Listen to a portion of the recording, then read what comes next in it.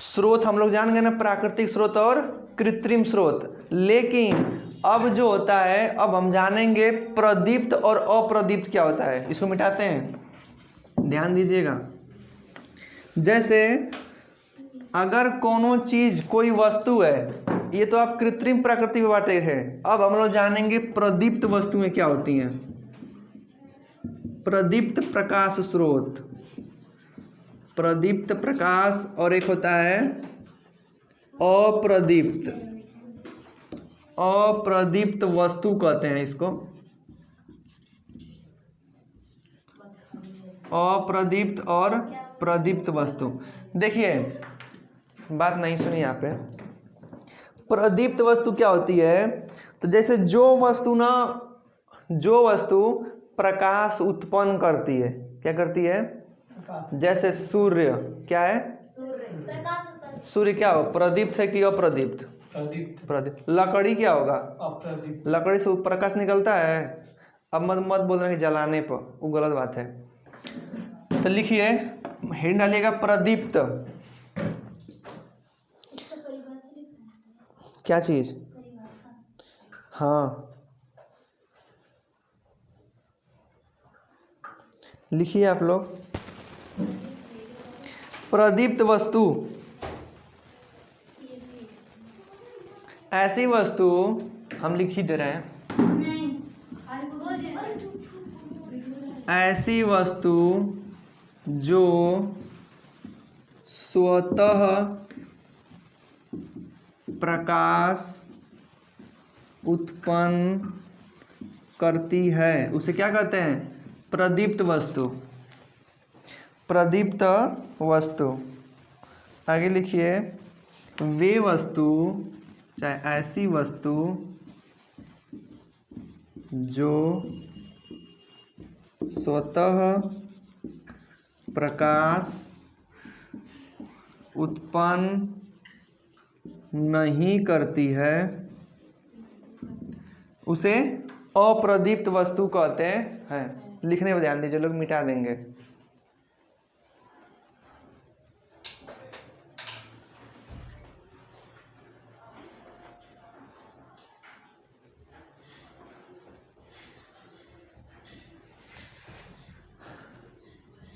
यह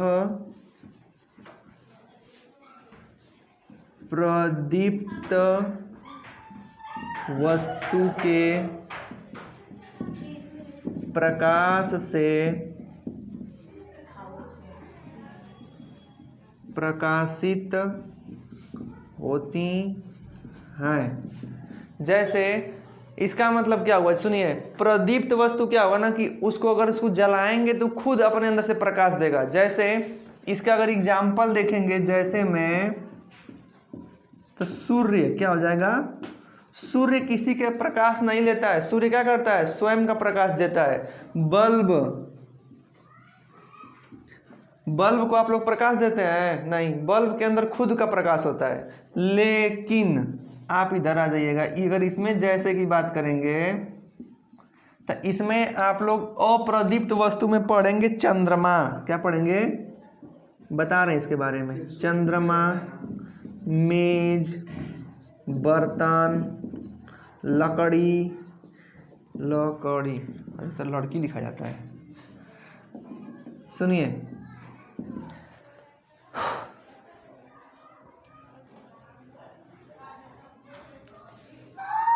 इसका मतलब क्या होगा कि प्रदीप्त में क्या होगा, वो अपने अंदर खुद से प्रकाशित होगा। जैसे सूर्य के अंदर अपना प्रकाश है, बल्ब के अंदर उसका खुद का प्रकाश है। लेकिन देखिए, चंद्रमा आपके मन में आ रहा होगा, सर चंद्रमा तो खुद ही जलता है, लेकिन चंद्रमा नहीं जलता है।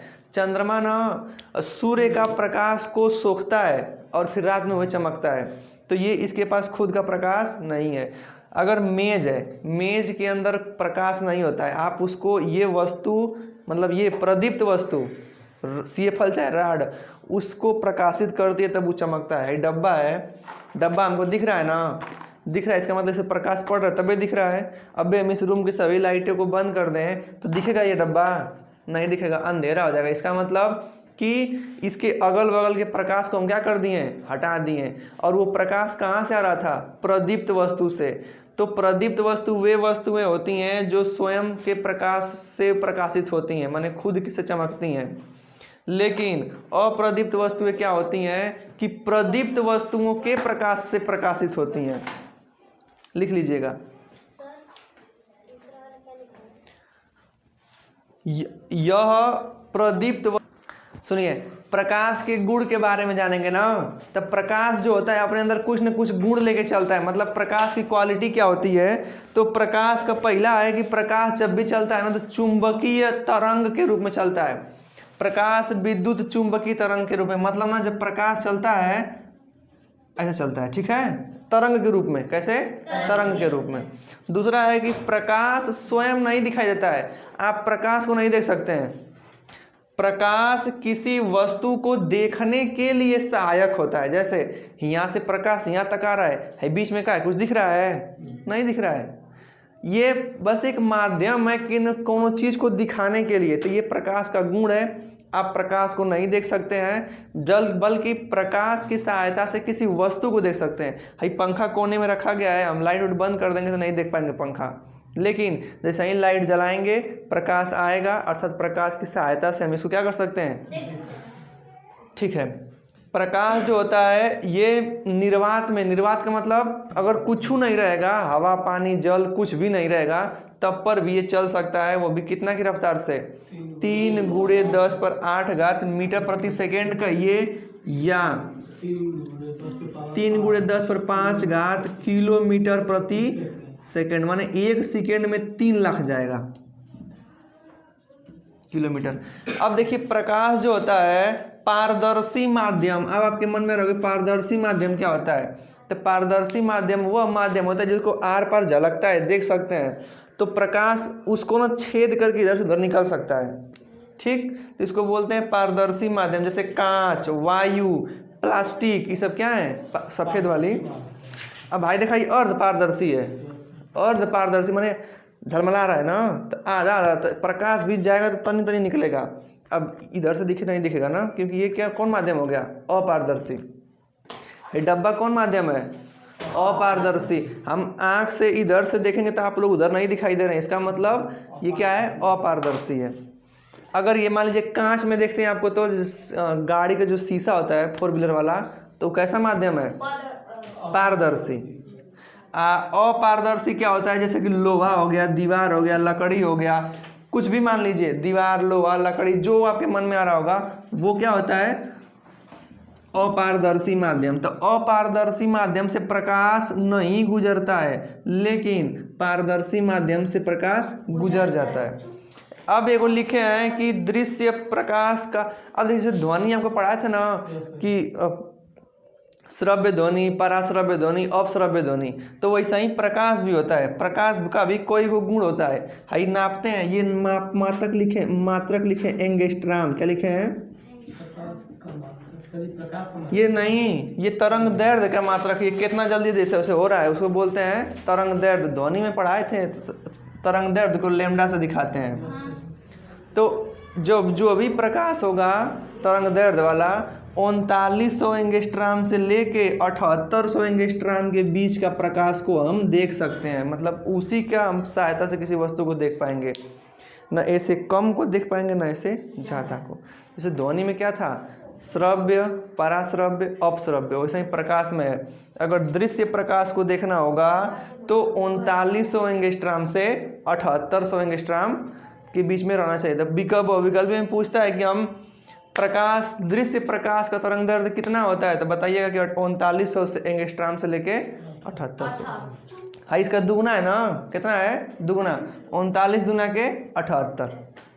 अब सुनिए, अब आपको कल पढ़ाएंगे परावर्तन,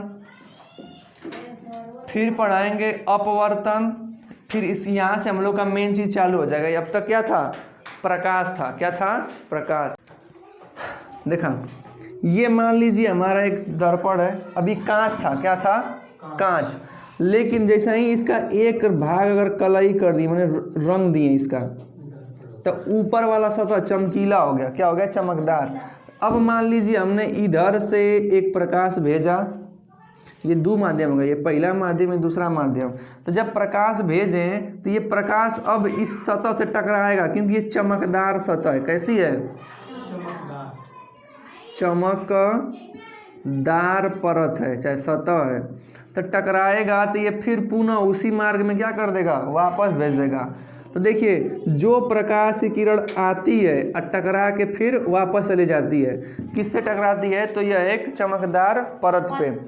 तो जैसे ना कि अब क्या है कि अब जैसे इस चीज़ को डिफाइन करेंगे तो इसका नाम भी रखना पड़ेगा। नाम रखने का मतलब आपको बताना पड़ेगा कि जो प्रकाश की किरण आती है उसे बोलते हैं आपतित किरण। क्या बोलते हैं? आपतित किरण। और जिस बिंदु पे टकराती है और टकरा के वापस जाती है, इसको बोलते हैं परावर्तित किरण। परावर्तित किरण। और आपतित किरण और परावर्तित किरण के बीच में एक हम लंब खींचते हैं 90 डिग्री का। तो और ये जिस बिंदु पे तीनों होता है, जैसे ये 1 हाई 2 हाई 3, तीनों जिस बिंदु पर मिलते हैं इसको बोलते हैं अभिलंब बिंदु। अभिलंब बिंदु। हमने ये क्या खींचा? अभिलंब खींचा है। अभिलंब खींचा है। तो इस प्रकार से हम डिफाइन करते हैं किसको? प्रकाश के परावर्तन को। अब देखिए कैसे परिभाषा बदल देंगे हम। परीक्षा में आएगी प्रकाश का परावर्तन किसे कहते हैं, तो लिखेंगे जब कोई प्रकाश की किरण किसी चमकदार सतह से टकराती है और टकराकर पुनः उसी माध्यम में वापस चली जाती है, तो प्रकाश की किरण, इस घटना को कहते हैं प्रकाश का परावर्तन। चित्र बनाएंगे और लिखेंगे प्रकाश के आने वाली किरण को आपतित किरण, टकरा के वापस जाने वाली को बोलते हैं परावर्तित किरण। आपतित किरण और परावर्तित किरण के बीच एक लंब खींचते हैं। लंब का मतलब 90 अंश, तो उसे अभिलंब कहते हैं। अब सुनिए, आपतित किरण, परावर्तित किरण और अभिलंब तीनों एक बिंदु में होते हैं। क्या होते हैं? ऐसा नहीं कि आपने प्रकाश की किरण यहाँ भेजा और टकरा के किरण यहाँ से जा रही है, ऐसी घटना परावर्तन घटना नहीं होती है। ये जब भी मुड़ेगी तो यहाँ से जाएगी ना, इस वाले सतह से। ये अगर ऐसा है तो ये परावर्तन नहीं हो रहा है। अब सुनिए, अभिलंब को दिखाते हैं यन से। तो अब आपतित किरण और अभिलंब के बीच में एक कोण बनता है। क्या बनता है? कोण, जिसको बोलते हैं आपतन कोण।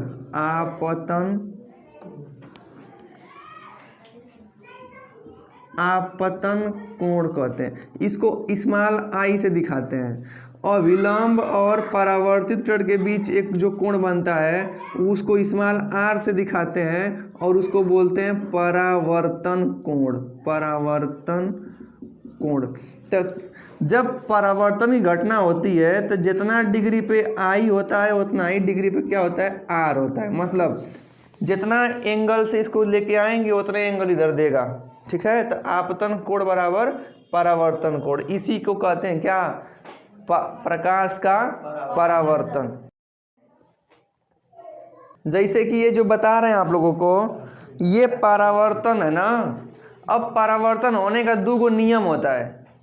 देखिए, वो दोनों नियम आपको सिखा दिए हैं। तो अगला हेडिंग डालिएगा परावर्तन के नियम।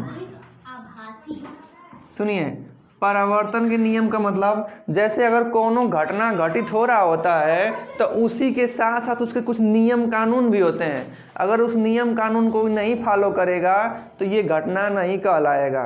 जैसे अगर देखा लो, परावर्तन के नियम, परावर्तन के 2 नियम होते हैं। पहला नियम क्या होता है कि आपतित किरण कामा अभिलंब बिंदु और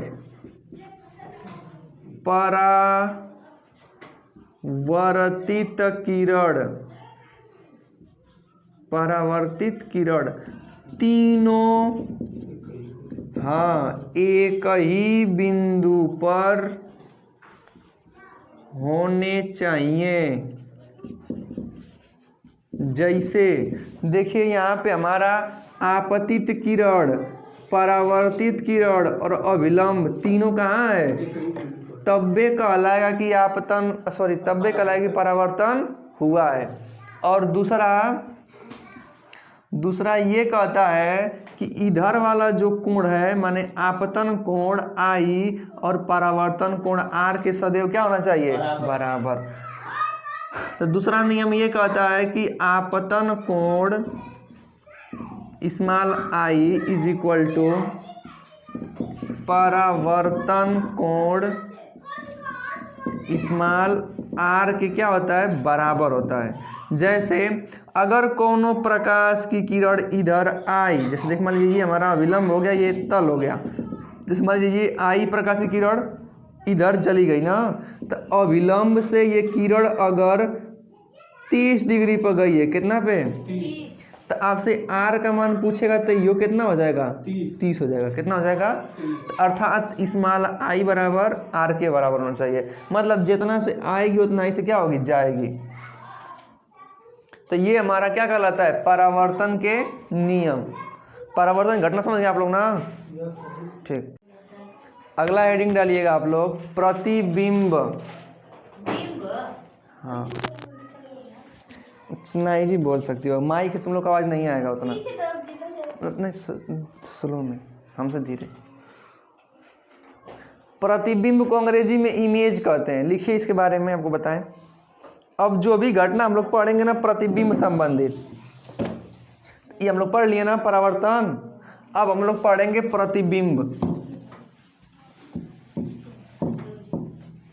हेडिंग डालिएगा अगला, प्रतिबिंब। प्रतिबिंब को कहते हैं इमेज। क्या कहते हैं, इमेज। अब इमेज क्या होता है, प्रतिबिंब क्या होता है। तब प्रतिबिंब ना दो प्रकार का होता है। पहला होता है वास्तविक और दूसरा होता है आभासी। पहला होता है वास्तविक प्रतिबिंब और दूसरा होता है आभासी प्रतिबिंब। देखा, वास्तविक प्रतिबिंब को हम देख सकते हैं, क्या कर सकते हैं, देख सकते हैं। इसका मतलब एक प्रकार से देखें तो पूरा 3D प्रिंटिंग के रूप से हिसाब से मिला के समझ सकते हैं कि ये चित्र है। और आभासी प्रतिबिंब का मतलब इमेज किया जाता है। इमेज मतलब सोचा जाता है कि नहीं हाँ ऐसा इसका चित्र बनेगा। तो देखा, वास्तविक का मतलब रियल इमेज और इसको बोलते हैं वर्चुअल इमेज, मतलब कि आभासी प्रतिबिंब। अच्छा, वास्तव में प्रतिबिंब बनता कैसे है, अब धीरे धीरे आप लोग जान जाएंगे कि प्रतिबिंब कैसे बनता है ना। कोनो दर्पण रखेंगे, देखा अब अभी इसी का नंबर आ ही रहा है। कोई दर्पण रखेंगे, ये जाएगी, बताएंगे क्या है धीरे धीरे, अभी शुरू नहीं किए हैं। तो मान लीजिए यहाँ आप कोनो प्रतिबिंब रखे हैं ना, तो इससे प्रकाश की प्रकाश की किरणें टकरा के आती है दर्पण पे, और दर्पण इनको रिफ्लेक्स करता है अलग अलग जगह। क्या करता है, अलग अलग जगह क्या करता है, भेजता है। तो ये यहाँ से आई थी, दर्पण टकरा के इसको इधर मोड़ दिया है, एक किरण आई थी इधर और ये चल गया इधर। तो जहाँ ये दोनों एक दूसरे को काटते हैं ना, तो वहीं हमारा प्रतिबिंब बनता है। क्या बनता है, तो ये हम रखे थे वस्तु, क्या रखे थे, ये हमारा छोटा सा क्या बन गया है, प्रतिबिंब बन गया है, प्रतिबिंब। इसी को ना सवाल में मतलब ये प्रतिबिंब कहेगा, वस्तु को वस्तु न कह के कबो कबो इस पे सवाल बहुत ज़्यादा लगेंगे, कबो कबो इसको बिंब कहेगा। क्या कहेगा, तब बिंब को ही वस्तु कहते हैं, और बिंब का उल्टा क्या होता है, प्रतिबिंब। प्रतिबिंब का मतलब इमेज, जो हम लोग क्लिक करते हैं फोटो। हाँ, तो लिखिए प्रतिबिंब, हेडिंग डालिए प्रतिबिंब, हेडिंग डाल के लिखिए नीचे, वस्तु के किसी बिंदु से, वस्तु के किसी बिंदु से, वस्तु के किसी बिंदु से दो या दो से अधिक प्रकाश की किरणें, दो या दो से अधिक प्रकाश की किरणें दो या दो से अधिक प्रकाश की किरणें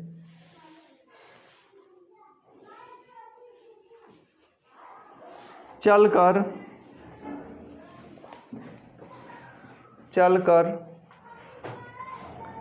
परावर्तन या अपवर्तन के पश्चात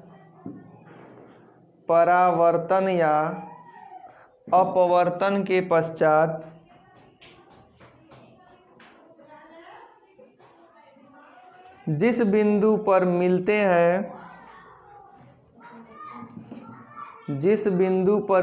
हैं या मिलते हुए प्रतीत होते हैं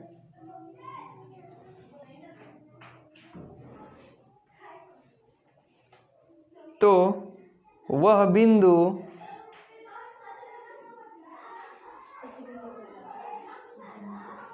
पहले बिंदु का प्रतिबिंब कहलाता है। पहले बिंदु का प्रतिबिंब कहलाता है।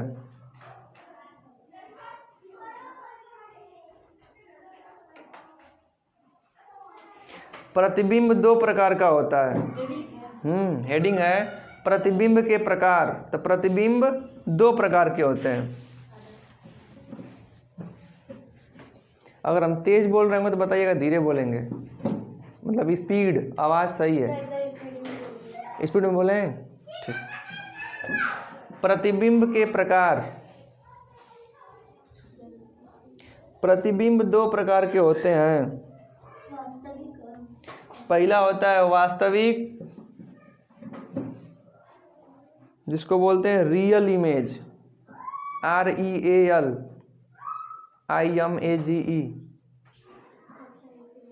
और दूसरा को बोलते हैं वर्चुअल इमेज। ठीक है, मत लिखो इंग्लिश, हिंदी लिखो। दूसरे को बोलते हैं वर्चुअल इमेज।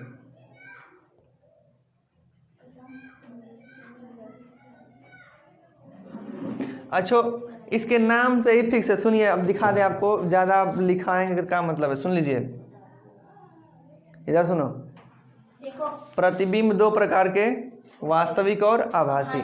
वास्तव में प्रतिबिंब क्या होता है कि जब किसी वस्तु से, अब यहाँ वस्तु रखे हैं तो यहाँ से ना बहुत सारी प्रकाश की किरणें, देखिए से यहाँ पे रखे हैं, तो ये जो प्रकाश आ रहा है तो इससे बहुत सारी किरणें क्या हो रही हैं, गुजर रही हैं, उनको रोक रहा है ना। तो इस वस्तु से मानते हैं ना कि इस बिंदु से मुख्य रूप से दो या दो से अधिक ले सकते हैं। तो एक प्रकाश की किरण ये जा रही है और दूसरी की प्रकाश की किरण ये आ रही है। तो देखा, ये यहाँ से गई, ये दर्पण से टकराई है और ये इधर मोड़ दिया है दर्पण, क्योंकि दर्पण मोड़ता है, परावर्तन पढ़े हैं अभी आप लोग। फिर ये दर्पण से यहाँ से आई है, टकराई है, लेकिन इसको इसी एंगल में मोड़ दिया है। किसमें? इसी एंगल में क्या कर दिया है, मोड़ दिया है। जिधर से आई है उधर का चली गई है। तो जब ये जहाँ एक दूसरे को काटते हैं, अभी आप लिखवा है ना कि जहाँ एक दूसरे को मिलते हैं, चाहे मिलते हुए प्रतीत होते हैं, तो एक स्थिति ऐसी आएगी ना कि नहीं कटेगा तो ऐसा माने कि अगवा जाके मिलेगी।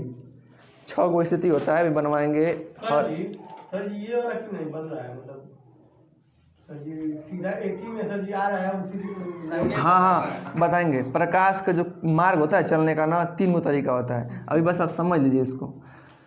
तो देखिए, हम बस आपको इस समय आपको सिखा रहे हैं कि प्रतिबिंब क्या होता है। तो प्रतिबिंब में देखा, ये यहाँ एक दूसरे को काट रहे हैं ना, तो जो ये काट रहे हैं, तो ये जो ये कटान है, इसी बिंदु का ये प्रतिबिंब बन रहा है। तो अगर आपको दिखेगा कि नहीं कट रहा है तो बोलेंगे कि वास्तविक प्रतिबिंब है। कैसा है? नहीं कटेगा, हम कहेंगे कि मान लीजिए अगर वहाँ जाके ऐसे ना कहीं एक दूसरे को काटेंगे सब, तो उस समय बोलिएगा कि आभासी प्रतिबिंब है। तो अब हम इसके परिभाषा नहीं लिखवाएंगे। वास्तविक प्रतिबिंब तो कहते हैं कि वह प्रतिबिंब जिससे प्रकाश की किरणें परावर्तन या अपवर्तन के बाद एक बिंदु पर काटती हैं, उसे कहेंगे वास्तविक। माने वास्तविक रूप से काटती हैं, उसे वास्तविक प्रतिबिंब। आभासी प्रतिबिंब को कहेंगे कि जब प्रकाश की किरणें किसी वस्तु से टकरा कर, वे जो लिखवाएं वो बतिया, बस हमें बोल देंगे कि मिलती हुई प्रतीत होती हैं, उसे बोलेंगे आभासी प्रतिबिंब। क्या बोलेंगे? ठीक है, लिखवाने नहीं, इसका परिभाषा आसान है, पूछता भी नहीं है, बस लिख लीजिए कि अच्छा, कभी भी अगर कोनो चित्र का, चाहे वस्तु का वास्तविक प्रतिबिंब बनेगा तो उसकी क्या क्वालिटी होगी, लिखिए, पहला लिखिएगा। अच्छा लिख ही लो, परिभाषा लिख लो, लिखो वास्तविक प्रतिबिंब। यदि किसी बिंदु वस्तु से चलने वाली, यदि किसी बिंदु वस्तु से चलने वाली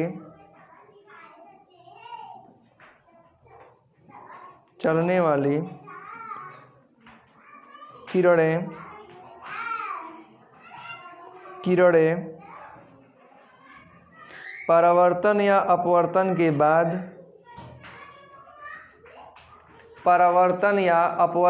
बाद, अभी हम लोग केवल परावर्तन पढ़े हैं, अपवर्तन नहीं पढ़े हैं, इसको याद रखिएगा, पढ़ाएंगे उसको। परावर्तन या अपवर्तन के बाद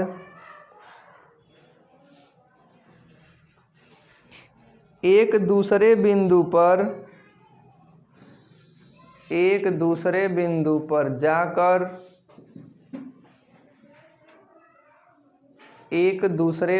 पर जाकर वास्तविक रूप से मिलती हैं,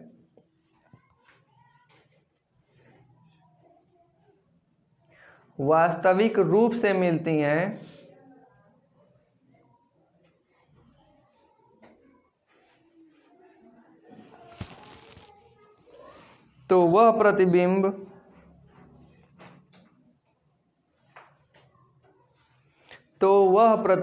वास्तविक प्रतिबिंब कहलाता है। तो वह प्रतिबिंब वास्तविक प्रतिबिंब कहलाता है। जैसे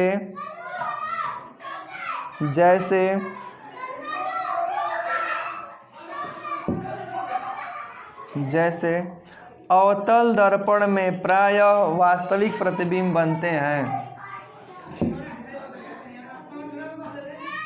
अवतल दर्पण में प्रायः वास्तविक प्रतिबिंब बनते हैं। मतलब ये फर्स्ट था, सेकेंड, वास्तविक प्रतिबिंब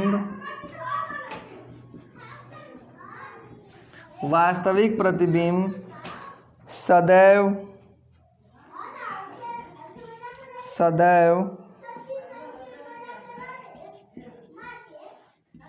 वास्तविक प्रतिबिंब सदैव वस्तु की अपेक्षा उल्टा, सदैव वस्तु से उल्टा बनता है। इसको याद रखिएगा, उल्टा बनता है। कभी भी प्रतिबिंब वस्तु सीधा रखेंगे तो उसका प्रतिबिंब उल्टा बनाता है। कौन? वास्तविक प्रतिबिंब। इसके बारे में बताएंगे आप लोग को। वास्तविक प्रतिबिंब में क्या होता है कि वस्तु का प्रतिबिंब उल्टा बनता है। ठीक है, अब आपके मन में आ रहा होगा कि आभासी क्या होता है। तो आभासी जो लिखवाए हैं उसी में बस जोड़ दीजिएगा कि जब किसी बिंदु वस्तु से प्रकाश की किरणें परावर्तन या अपवर्तन के बाद एक बिंदु दूसरे बिंदु पर मिलती हुई प्रतीत होती हैं। वहाँ लिखने के मिलती हैं और उसमें जोड़ दिया कि मिलती हुई प्रतीत होती हैं, तो उसको बोलते हैं आभासी प्रतिबिंब। देखिए, वास्तविक प्रतिबिंब को ना हम पर्दे पर प्राप्त कर सकते हैं, लेकिन आभासी प्रतिबिंब को पर्दे पर उड़ंकुआ रहेगा।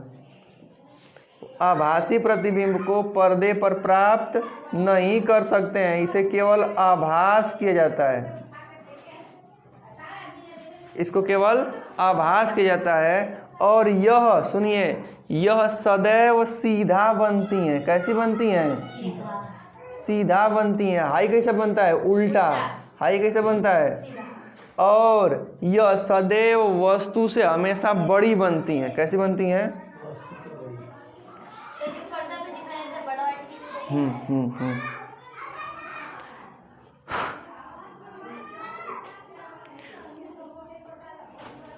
कह रहा है कि इसका फोटो नहीं खींचा जा सकता है। और यह अच्छा आभासी प्रतिबिंब कौन से दर्पण में बनेगा? इस बड़ा काट लेना, लोग बड़ा नहीं लिखना। आभासी प्रतिबिंब केवल और केवल समतल दर्पण में। कौन सा? अब दर्पण समतल, अब कल हम लोग जानेंगे कि दर्पण के बारे में। आज बस जानिए कि समतल दर्पण में कौन सा प्रतिबिंब बनेगा? आभासी। और वास्तविक प्रतिबिंब में ये। अच्छा, केवल समतल दर्पण में तो नहीं, उत्तल दर्पण में भी बनता है, लेकिन दर्पण जब हम लोग पढ़ लेंगे, कल इसका टर्न है। आज बस प्रतिबिंब के बारे में समझिए। इसको हम पर्दे पर ले सकते हैं? नहीं। इसका फोटो नहीं खींच सकते हैं, लेकिन इसका फोटो खींच सकते हैं। इसका फोटो खींच सकते हैं, इसको पर्दे पर प्राप्त कर सकते हैं। इसका अच्छा उदाहरण बताएं आप लोग को। पहले के समय में फोटो का निगेटिव निकलता था, ख्याल है आप लोग को? तो उनमें बस दिखता है कि नहीं आँख है, यही है, तो उसको एक प्रकार से बस इमेज कीजिए कि वो जो प्रतिबिंब है आभासी है। सपना में, हाँ, तो उसको वो रियल नहीं होता है, वो क्या होता है? आभास करते हैं कि नहीं, हाँ, आई चेहरा है, आई बाल गया होगा, आई सर गया होगा, तो क्या है? आभासी। लेकिन ये समय का जो 4K डिस्प्ले कैमरा जो आ रहा है, उसे खींचेंगे तो एकदम उसको वो देख सकते हैं कि नाक है, दांत है, आँख है, मुंह है, तो क्या कर सकते हैं? वो वास्तविक है। क्या है? तब बस आप जानिए कि इमेज दुगो होता है। इमेज का गो दुगो, एगो HD, एगो 4K, मतलब तुम लोग के ज़माने के लिए। लेकिन नहीं, उगला एगो रियल, एगो वर्चुअल। रियल का मतलब वास्तविक, आपको दिखेगा साफ साफ, लंबाई कितनी है, कौन सा कलर पहना है, क्या है, आँख कहाँ है, कान कहाँ है, पूरा डिजाइन दिखेगा। इसमें केवल आभास करेंगे। क्या करेंगे? ये कौन सा दर्पण में बनता है? तो ना, परछाई है, आभासी है। परछाई क्या है? आभासी है। आई दिखा था का? बस आभास होता कि नहीं, हाँ, 1 अंगुली, 2 अंगुली, 4 अंगुली, 5 अंगुली। इसमें बड़ा बनेगा ना आभासी में, प्रतिबिंब में वस्तु से रहेगा। हाँ, एक बताएंगे कल। अब हम लोग कल पढ़ेंगे दर्पण। दर्पण 2 प्रकार के, एगो समतल, एगो गोलीय। समतल का मतलब जो गांव घरों में जो शीशा होता है ना, जो चेहरा देखने के लिए एकदम सीधा वाला, समतल। गाड़ी देखो, गाड़ी दुपहिया, उसकी जो बगल में मिरर लगा होता है, उसको कब फोड़ेंगे ना तो ऐसे होता है, ऐसे, तो वो झुका हुआ था ऐसे, उसको गोला को काट के बनाया गया होता है, तो वो होता है उत्तल। कहाँ से कोनो गोला ले लीजिए।